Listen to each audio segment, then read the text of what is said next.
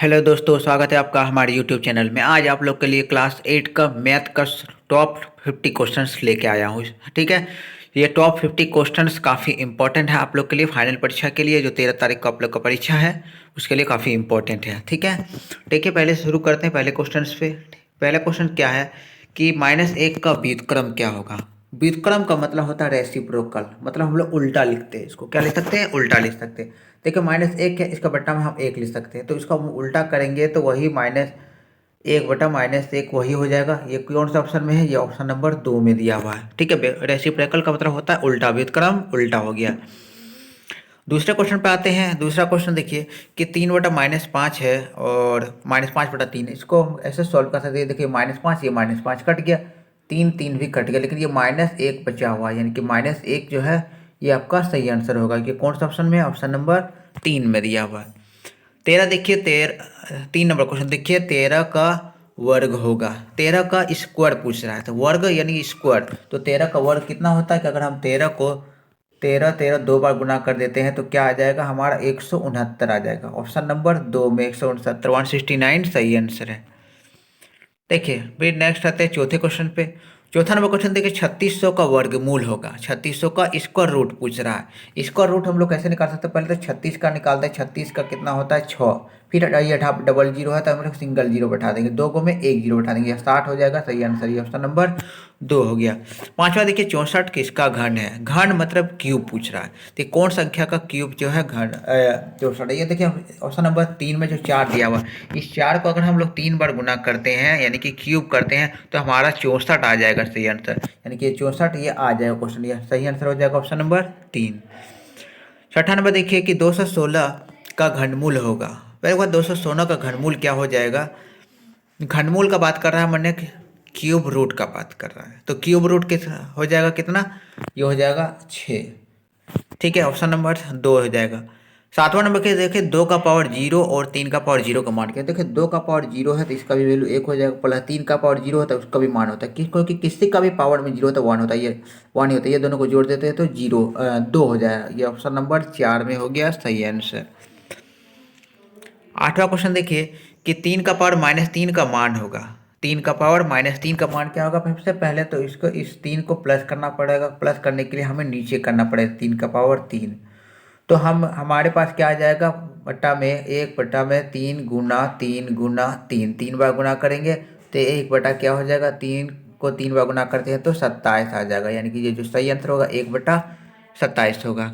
ये option number 4 में है। ठीक है, 9 नंबर देखते हैं, एक्स वाई का व्यापक रूप है।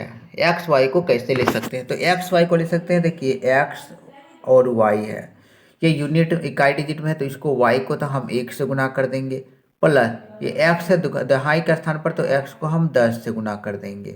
कैसे ले सकते हैं? 10x + y, यानी कि कौन सा ऑप्शन में है? ऑप्शन नंबर 3 में दिया हुआ है। ठीक है, 10वां नंबर देखिए, 123 का व्यापक रूप है। व्यापक रूप यानी कि एक्सपेंडेड फॉर्म पूछ रहा है। ठीक है, यहाँ पर मैं 1 2 3, 123 को मैं थोड़ा बड़ा बड़ा करके लिख देता हूँ, तो इस 3 को हम 1 से गुना करेंगे, प्लस लिखते हैं। इस 2 को हम 10 से गुना करेंगे, पर यहाँ पे प्लस देते हैं, फिर इस 1 को हम 1000 से गुना करेंगे। तो देखिए कौन सा ऑप्शन में है? ये ऑप्शन नंबर हो गया आपका 1000 नहीं, गलत मैंने यहाँ पर 1000 नहीं है, 100 से गुना होगा। ठीक है, तो ये देखिए ऑप्शन नंबर 2 में देखा, 1 को 100 से गुना किया हुआ है, 2 को 10 से गुना का, ये 3 लास्ट में बचता है। ये ऑप्शन नंबर 2 हो गया सही आंसर। 11 देखिए, त्रिपद है। त्रिपद मतलब 3 पद होना चाहिए, है ना? 3 पद किस में है? तो 3 पद देखिए इसमें है, 1 पद 2 पद 3 पद, ऑप्शन नंबर 3 हो गया इसका सही आंसर। 12 देखते हैं, 7a² -3a का मान होगा। ठीक है, ये कितना मान हो जाएगा? ये देखिए पहली बात ये गुना हो गया, 7 या कितना हो जाएगा? 21 हो जाएगा। ए कितना है? यहाँ पे 2 है, यहाँ 3 है, तो 21 का पावर 3 हो जाएगा, और यहाँ पे आगे में ये माइनस लग जाएगा, 21 a का पावर 3, ऑप्शन नंबर 4 में दिया हुआ है सही आंसर। ठीक है, 13 पे आ जाते हैं, a+b और a-b का गुणनफल होगा। ये डायरेक्ट फॉर्मूला में आ गया, तो a+b और a-b का फॉर्मूला में क्या होता है आपका? a² - b², ऑप्शन नंबर 4 हो गया सही आंसर। 14 देखिए, 14 में देखिए कि 4x² - 25y² का गुणनखंड करना है। गुणनफल करना है यानी कि इसको तोड़ के लिखना है। ठीक है, देखिए कैसे तोड़ सकते हैं इसको कि 4x स्क्वायर को हम लिख सकते हैं 2x का पावर 2 घटाओ, और ये 25y को लिख सकते हैं 5y का स्क्वायर। ठीक है, तो ये आपका हो गया ए स्क्वायर, ये हो गया इसका बी स्क्वायर। तो हमको ऐसे लिख सकते हैं ए स्क्वायर माइनस बी स्क्वायर का फॉर्मूला होता है आपका ए प्लस बी और ए माइनस बी, यानी कि पहले लिख सकते हैं 2x प्लस में लिख देते हैं 5y। ठीक है, फिर लिख सकते हैं 2x माइनस में लिखते हैं 5y, 2x प्लस 5y और 2x माइनस 5y, ये किस में है, ये ऑप्शन नंबर में दिया हुआ है आपका, ऑप्शन नंबर 3 में दिया हुआ है। ठीक है, 15 देखिए 3t माइनस 4 बराबर 11, इसको तो आसानी से सॉल्व कर सकते हैं। तो 3t हम लोग लिख सकते हैं, इधर तो पहले से 11 है, माइनस 4 उधर आता है प्लस 4 हो जाएगा, तो 3t बराबर हो गया 11 4 15 हो गया। तो t का वैल्यू क्या हो गया, अगर 3 से 15 को कितना बार में काटेंगे, 5 बार में काटेंगे, यानी कि 5 हो गया इसका सही आंसर, ऑप्शन नंबर 2 में है 5। ठीक है, 16 नंबर आते हैं, 6 के 3 लगातार गुणजों का योग 144 है तो गुणज होगा। देखिए 6 के लगातार गुणज का बात करा, तो गुणज लगातार गुणज क्या होगा, तब तो सबसे पहला संख्या क्या हो जाएगा आपका 6x, दूसरा क्या हो जाएगा 6x प्लस 1, फिर क्या होगा 6x प्लस 2 हो जाएगा। ये 3 लगातार गुणज हो गया आपका। ठीक है, और अगर हम लोग तीनों को अगर जोड़ देंगे तो सही, और सबका वैल्यू एक एक करके निकाल देंगे तो हमारा सही आंसर क्या आ जाएगा, तो सही आंसर आ जाएगा ऑप्शन नंबर 42, 48 और 54 होगा। ठीक है, और देखिए फिर देखते हैं 17 नंबर में, राम 500 रुपया में 80% खर्च करता है तो कितना बचता है। 500 रुपया राम के पास था और 80% उसने खर्च कर दिया, यानी कि खर्च कर दिया 80%, तो बचा कितना होगा, तो 20% बचा होगा। तो हम लोग 500 का 20% कर देंगे, जो कि 20% ही बचा है उसके पास। फिर देखिए डबल जीरो काटा हमने, अब 5 और 20 को गुना कर देते हैं तो 100 हो जाएगा। ठीक है, कितना हो जाता है, ऑप्शन नंबर 4 100। नेक्स्ट देखिए 18वें नंबर में कि 100 किलो प्याज में 10% प्याज सड़ गया तो जिसे हटा दिया गया तो कितना बचा। पहली बात है कि सबसे पहले हमारे पास तो प्याज कितने थे 100 किलो, 100 किलो में 10% प्याज तो सड़ गया है, तो 10% सड़ गया है तो कितना बचा, 90% बचा, क्योंकि टोटल तो 100% होता है, तो 100% में 10% सड़ गया है तो 90% बचा हुआ है, तो बचा हुआ 90% लिखते हैं, 90 बटा में 100 लिखते हैं। ठीक है, ये हमने 100 काट दिया तो हमारे पास कितना बचा, 100, ये 90 बचा, तो सही आंसर ऑप्शन नंबर 3 90 हो गया। ठीक है, 19 पर आते हैं। 19 नंबर में देखिए ए का वैल्यू तो -3 दिया हुआ है, ए का वैल्यू -1 दिया हुआ, बी का वैल्यू 2 दिया हुआ, तो हमें इसी को बैठाना है। देखिए ए नीचे में, तो पहले इसको ध्यान में रखिएगा, इसमें बैठाना है आपको। पहले तो नीचे में ए दिया, ए का वैल्यू -1 है, ए -1 लिखते हैं, पावर में बी है, पावर में हम 2 लिख देते हैं, -1 का पावर 2 लिख देते हैं, प्लस लिखते हैं बी का पावर, बी कितना दिया 2, अब पावर में -1 दिया हुआ, तो ये -1 को 2 गुना करने से 1 ही हो जाएगा, प्लस ये 2 का पावर -1 का, तो हम 1/2 लिख सकते हैं। इसको हम अगर हम सॉल्व करते हैं, भिन्न का जोड़ करते, देखिए 2 1 कम 2 और 1 जोड़ देते हैं 3, 3/2 होगा इसका सही आंसर। ठीक है, 3/2 कौन सा ऑप्शन में है, देखिए ऑप्शन नंबर 1 में है। 20वां नंबर देखिए 5 के घन का इकाई अंक होगा, इकाई अंक पूछ रहा है, 5 का जब हम क्यूब कर देंगे तो उसका यूनिट डिजिट क्या होगा। तो क्यूब का मतलब क्या होता है, 5 को पहले तो हमको 3 बार गुना करना पड़ेगा, तो जब 3 बार गुना करते हैं तो हमारे पास 125 आ जाता है, तो यूनिट डिजिट में इकाई अंक कितना है 5 है, ये कितना है 5 है, ऑप्शन नंबर 2 में 5 सही आंसर हो गया। नेक्स्ट देखिए 21 नंबर पर आते हैं, एक वस्तु का मूल्य 450 रुपये है लेकिन वो 360 रुपये में बेचा जा रहा है, तो बट्टे की दर कितना होगा। देखिए 450 तो अंकित मूल्य है और 360 में बेचा जा रहा है, यानी कि इसमें डिस्काउंट कितना दे रहा है, इसको माइनस कर दे तो 90 का डिस्काउंट मिल रहा है इसको। ठीक है, तो बट्टे में हम लिख सकते हैं कि वस्तु का कॉस्ट प्राइस है 450 लिखते हैं, अन्य क्योंकि प्रतिशत में निकालना है तो गुना में हमें 100 लिखना है। फिर सॉल्व करते हैं, ये जीरो हमने काटा, 9 का पारा में 5 बार में 45, 5 को हम 100 काटते हैं तो 20 आता है, कितना आता है 20 आता है, 20 यानी सही आंसर होगा ऑप्शन नंबर 4। ठीक है, ये देखिए 22वें नंबर क्वेश्चन आते हैं। 22वें नंबर में है कि 50 वस्तुओं का क्रय मूल्य 40 वस्तुओं का विक्रय मूल्य के बराबर है तो प्रतिशत लाभ क्या हो गया। 50 वस्तुओं का क्रय मूल्य यानी कि 50 का कॉस्ट प्राइस लिखते हैं हम लोग, बराबर में 40 वस्तुओं का विक्रय मूल्य 40 का सेलिंग प्राइस लिखते हैं। ठीक है, ऐसे लिख सकते हैं। तो हम लिख सकते हैं ऐसे, यहाँ पे सेलिंग प्राइस बटा में कॉस्ट प्राइस लिख देते हैं। तो इधर हमारे 50 बटा में आ जाएगा 40। ये हमारे पास कितना है, 50 बटा में 40 है। हम इसको क्या करते हैं कि इसको माइनस कर देते हैं, 50 से 40 माइनस कर देते हैं तो हमारे पास आता है 10। 10 भट्टे में लिखते हैं हम 40 गुना में 100। ये सॉल्व हुआ तो 4 का कटेगा, कितना बार में आएगा, 25 आ जाएगा। ठीक है, ये सही आंसर क्या क्या होगा, ऑप्शन नंबर 4 25 होगा। 23 नंबर दिया हुआ -2 और 0 के बीच एक परिमेय संख्या है। -2 और 0 के बीच का परिमेय संख्या ऑप्शन नंबर 3 होगा, -17 बटा में 18। ठीक है, 24वें नंबर आ जाते हैं।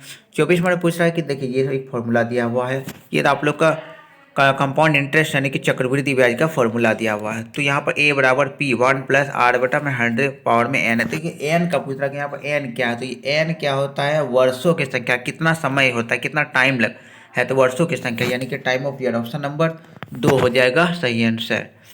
25 पे आ जाते हैं कि एक आयरन का मूल्य 360 रुपया है, आयरन को 10% हानि पर बेचा गया, तो आयरन का विक्रय मूल्य क्या होगा। तो देखिए कॉस्ट प्राइस है 360, हम लिखते हैं 360। ठीक है, और 10% हानि पर बेच दिया, 10% हानि पर बेचा मतलब क्या है कि 100 में 10 घटा देंगे तो 90% कर देते हैं, 90 बटा में 100 लिख देते हैं। ये हमारा 1 0 1 0 यहाँ से कटा, एक दूसरा 0 यहाँ पे कटा, यानी कि बचा कितना हमारे पास 36 गुना 9। अगर 36 को हम 9 से गुना करते हैं तो हमारा सही आंसर क्या आ जाएगा, ये आ जाएगा आपका 36 को गुना करने से 9 से 324 आ जाएगा, ऑप्शन नंबर 3। 26 देखिए एक शर्ट का अंकित मूल्य है 400 रुपया और विक्रय मूल्य है 360 रुपया, तो बट्टे की दर क्या होगी। ठीक है, 400 रुपया तो अंकित मूल्य लिखा हुआ है। ठीक है, 400 रुपया लिखा हुआ है लेकिन वो दे रहा है 360 रुपया में। ठीक है, तो इसको अगर माइनस कर देते हैं तो 40 रुपया का छूट दे रहा है, घटा दिया 400 में 360 घटा दिया 40 रुपये का छूट दे रहा है ना। अब बेटा हम लिखते हैं कॉस्ट प्राइस, ये अंकित मूल्य यानी कि 400 लिखती है और गुना में 100 लिखते हैं क्योंकि हम लोग प्रतिशत निकाल रहे हैं। ये 2 0 ये 0 0 हमने काटा, ये 4 से 10 बार में काटा, तो ये 10 आया हमारा सही आंसर ऑप्शन नंबर 1 में। ठीक है, 27 देखिए, यदि x बराबर 20 और y बराबर 80 हो तो x बटा y का अनुपात क्या होगा। x बटा y बहुत सिंपल क्वेश्चन है, यहाँ पे x बटा y में बैठा दे रहे, ऊपर में है x का वैल्यू है 20, ऊपर में लिखिए 20 और नीचे में क्या है y है, y कितना है 80, नीचे में 80 लेते थे, काट देते 20 चौक 80 आ जाता है, ऊपर में आएगा 1, नीचे में आएगा 4, 1/4 होगा सही आंसर, ऑप्शन नंबर 3 में है 1/4। ठीक है, नेक्स्ट देखिए 28 नंबर पे किसी त्रिभुज के बहिष कोणों का योग क्या होता है। देखिए बहिष कोण मतलब बाहरी कोण का बात कर, देखिए त्रिभुज है, एक ट्रायंगल है, ये बाहरी कोणों का बात करिए, सब चारों ओर का बाहरी कोणों का योग कितना होता है, तो ये होता है 360 डिग्री। अंदर का कोण का बात नहीं कर रहा, बाहरी कोण का बात करता है, बाहरी कोण का बात 360 डिग्री हो जाएगा। ठीक है, ये ऑप्शन नंबर 4 हो गया 360 डिग्री। 29 नंबर देखिए 1200 रुपया का 6.5% ब्याज की दर से 1 वर्ष का साधारण ब्याज क्या होगा। देखिए सिंपल इंटरेस्ट पूछ रहा है, सिंपल इंटरेस्ट फॉर्मूला आप लोग बहुत अच्छे से जानते हैं क्योंकि तीनों को गुना कर देते हैं। देखिए 1200 गुने में देखिए 6 पूर्णम 1/2, हम इसको ऐसे लिख सकते हैं कि 13.5 बटा में 2 लिख सकते हैं। ठीक है, 13 बटा में 2 इसको बट्टा कर देते हैं, यहाँ पे हम गुना में लिख सकते हैं, 1 साल है तो 1, नीचे में हम 100 लिख सकते हैं। ठीक है, क्या लिखा हम लोगों ने, देखा थोड़ा अच्छा से लिख देता हूँ, अच्छा से दिख नहीं रहा, पहले में 1200 लिखते हैं, फिर गुना में लिखते हैं 13, ये 13 बटा में 2 लिख देते हैं, गुना में 1 और ये नीचे में 100 लिखना क्योंकि फॉर्मूला ही होता है P/R/T बटा में 100। देखो अब काटते हैं, यहाँ 2 0 यहाँ पे काटा हम लोगों ने, 2 0 यहाँ पे काटा, ये 2 से हम काटते हैं 12 को 6 बार में, यानी कि 6 और 13 और 1 गुना करते हैं, 6 गुना 13 गुना 1, इसको हम लोग जब गुना करते हैं तो हमारे पास क्या आता है 13 26 33 49 53 52 53 65 63 78 आ जाता है। 78 क्या है, 78 1 78 होता है, ऑप्शन नंबर 4 में देखिए 78 दिया हुआ है। ठीक है, ऑप्शन नंबर 4 हो गया सही आंसर। 30 देखिए 4 सतह वाले ठोस आकृति को कहते हैं। देखिए 4 जिसका फेस होते हैं, ऐसा ऐसा फिगर का बात करना जिसके 4 फेस होते हैं। ठीक है, 4 सतह होता है, 4 फेस, देखिए ऐसा मैंने फिगर बनाया, एक फिगर, इसके 4 फेस हो रहे हैं, फेस को गिनी 4 फेस हो रहा है। तो चार जो फेस है, एक दो, इसमें तो छः फेस हो गया, ये हो नहीं होगा दोस्तों।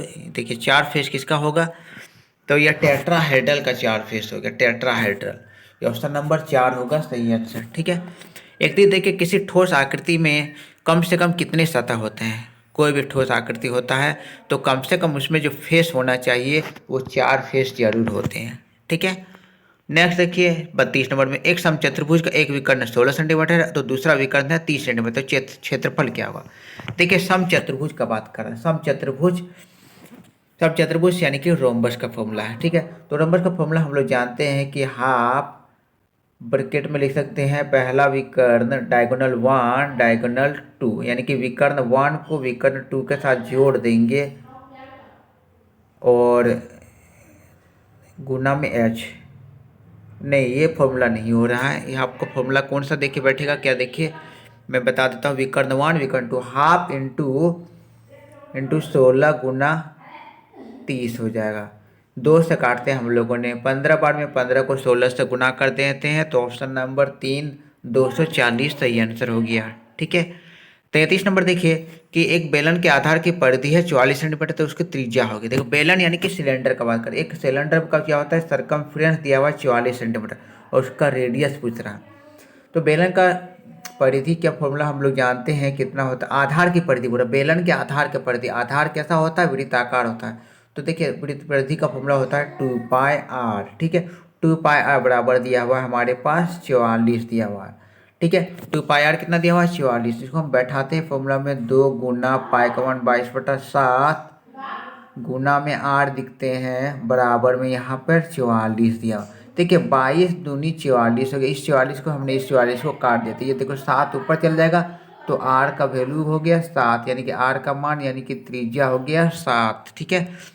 इसका 7 सही आंसर है। ऑप्शन नंबर देखिए, ऑप्शन नंबर 1 में दिया हुआ है।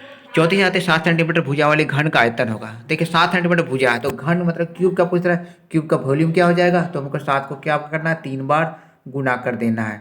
तो 7 को 3 बार गुना कर देने से ऑप्शन नंबर 2 343 सही आंसर हो जाएगा। ठीक है।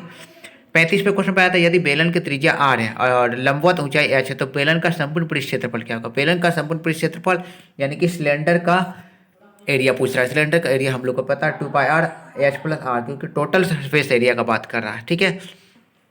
36 देखिए, एक घनाभ की ऊंचाई क्या होगी, इसकी लंबाई 15 मीटर, चौड़ाई है 12 मीटर और आयतन दिया हुआ 900 मीटर। पहले देखिए एक घनाभ बात कर रहा है, घनाभ मतलब क्यूबॉइड, क्यूबॉइड का वॉल्यूम का बात कर रहा है, वॉल्यूम दिया हुआ है। हम वॉल्यूम जानते हैं कि वॉल्यूम होता है v बराबर L इंटू बी इंटू एच। ठीक है। तो वॉल्यूम हमारे पास दिया हुआ है 900 लिख देते हैं, बराबर में L यानी लंबाई दिया हमारे पास 15, हम 15 भी लिख दिए। फिर B दिया हुआ है चौड़ाई, चौड़ाई भी दिया हुआ है 12। ठीक है, हमने ये लिख दिया, लेकिन ऊंचाई नहीं दिया, ऊंचाई को हम h लिख देते हैं। तो अगर हम काटें इसको 15 से, देखिए 900 कटेगा, कितना बार में कटेगा, 15 30 45 15 60 55 55 75 15 छक्के 90, यानी कि ये 60 बार में कटेगा। फिर 12 से भी 60 को काटते हैं, 12 24 5 48 12 25 60, यानी कि एच का वैल्यू कितना आ जाएगा, 5 आ गया। ऑप्शन नंबर कितना में है, 4 में है, 5 सही आंसर। नेक्स्ट आते हैं 37 नंबर में। 37 देखिए 66 सेंटीमीटर स्क्वायर पृष्ठ क्षेत्रफल वाली घन की भुजा होगी। तो 6 सेंटीमीटर जो सरफेस एरिया किसका, क्यूब का, घन का क्यूब का सरफेस एरिया 600। देखिए फॉर्मूला हम लोग जानते हैं कि 6a² होता है, तो इसी 6a² बराबर 600 है। 6 से हम लोगों ने 600 काटा तो 100 आ गया, तो a² बराबर हमारे पास है 100। तो a का वैल्यू क्या होगा, क्योंकि 100 किसका स्क्वायर होता है, 10 का स्क्वायर होता है, 10 सही आंसर हो जाएगा। ऑप्शन नंबर किस में है, ऑप्शन नंबर 2 में है, 10 सही आंसर। 38 पे आ जाते हैं, एक घनाभ की लंबाई चौड़ाई और ऊंचाई दिया 12 8 और 4। तो घनाभ का पार्श्व पृष्ठ क्षेत्रफल यहाँ का निकालना है। पार्श्व पृष्ठ क्षेत्रफल तो कैसे निकलेगा, तो घनाभ का यानी कि क्यूबॉइड का बात करें, क्यूबॉइड का पार्श्व पृष्ठ क्षेत्रफल का फॉर्मूला होता है 2LB plus BH plus HL। ये अगर इस फॉर्मूला में आपको बैठाते हैं, आपका फॉर्मूला आंसर आपका आ जाएगा। देखिए आंसर क्या आ जाएगा इसका, ऑप्शन नंबर 160 में जो दिया हुआ 3 नंबर में। 39 में क्वेश्चन देखिए, घन में कुल किनारों की संख्या कितनी होती है। तो कोई भी क्यूब होता है उसमें एडजेस की संख्या कितनी होती है, क्यूब का बात करें उसमें एड्ज कितने होते हैं, तो 12 होते हैं। ऑप्शन नंबर 3 हो गया इसका सही आंसर। ठीक है। 40 नंबर में आ जाते हैं कि मिलान चिन्ह में देख पूछ रहा है कि कितना बारंबारता पूछ रहा है, कितना इसका बारंबारता कितना होगा। देखिए लाइन कितने दिया हुआ है, 1 2 3 4 5 6 और एक कटा हुआ है, 7 हो जाएगा। ये ऑप्शन नंबर 2 में दिया हुआ है, 7 सही आंसर। 41 पे आते हैं, वर्ग अंतराल 80 से 100 की उच्च वर्ग सीमा। उच्च सीमा मतलब बड़ी सीमा का बात कर, बड़ी नंबर कितना है तो 100 है, यानी कि ऑप्शन नंबर 4 100 सही आंसर हो गया। 42 देखिए, वर्ग अंतराल 60 से 80 का माप है। माप क्या पूछ रहा है, माप का पूछ रहा है कि दोनों का डिफरेंस कितना का डिफरेंस है। इस 80 से 100 को माइनस कर देंगे तो हमारा आंसर क्या आ जाएगा, 20 आ जाएगा। ये जो ऑप्शन नंबर 2 में देख रहे हैं 20 है, वो सही आंसर है। 43 पे आते हैं आंकड़ों, आंकड़ों इतना दिया हुआ है का परिसर निकालना। परिसर यानी कि रेंज निकालने पर रेंज हम लोगों ने बताया है कि रेंज क्या करना है कि सबसे बड़ी संख्या से सबसे छोटी संख्या को घटा देना। तो इसमें देखिए इस आंकड़ों में सबसे बड़ी संख्या कितना दिया हुआ है, तो सबसे बड़ी संख्या से दिया हुआ है 92। घटा देंगे सबसे छोटी संख्या कितना है 15, तो 92 से 15 को घटा देते हैं तो क्या आ जाएगा आपका ऑप्शन नंबर 377 आ जाएगा। ठीक है। 44 पे क्वेश्चन देखिए, 44 नंबर में कि यदि कुल आय दिया हुआ 20,000 तो पाई चार्ट से बचत होगी। ठीक है, कुल आय तो 20,000 है, ठीक है।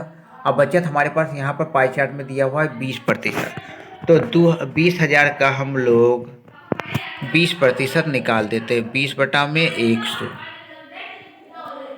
हमने यहाँ से 2 जीरो, ये 2 जीरो काटा, तो 200 को अगर 200 को गुना कर देंगे तो 20 से, तो सही आंसर क्या आ जाएगा, 2 दूनी 4 और 3 जीरो 4,000 आ जाएगा। ऑप्शन नंबर 4 में है 4,000। 45 क्वेश्चन पे आ जाते हैं कि ग्राफ से 2 घंटे में तय की गई दूरी है। ग्राफ में देखिए 2 घंटा, पहली बात इधर समय दिया हुआ, इधर दूरी दिया, तो 2 घंटा यहाँ पर 2 घंटा में कितना दूरी तय किया, तो 200 किलोमीटर दूरी तय किया। ऑप्शन नंबर 2 हो गया इसका सही आंसर। 46 देखिए कि वर्ग अंतराल 20 से 40 का वर्ग चिन्ह है। वर्ग चिन्ह का कैसे निकालेंगे, 20 को 40 से जोड़ देंगे और बट्टे में 2 लिख देंगे। ठीक है, कितना हो गया ऊपर में ही 60/2। 2 से 60 कटेगा कितनी बार में, तो 30 बार में कटेगा, यानी कि सही आंसर इसका क्या है, तो 30 आंसर है, ऑप्शन नंबर 2। 47 देखिए, आंकड़ों का निरूपण संभव नहीं है। आंकड़ों को किस में दिखाया नहीं जा सकता, तो वर्ग चार्ट में नहीं दिखाया जा सकता। ठीक है।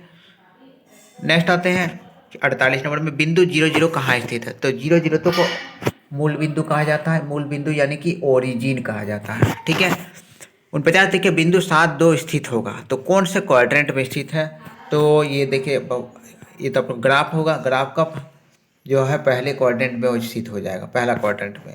ठीक है, तो प्रथम चतुर्थांश आपका सही आंसर है। तो ये आप लोग का आखिरी क्वेश्चन 50वां नंबर में आ गए हैं। देखिए क्या क्वेश्चन है कि बिंदु P7 2 की कोटि है।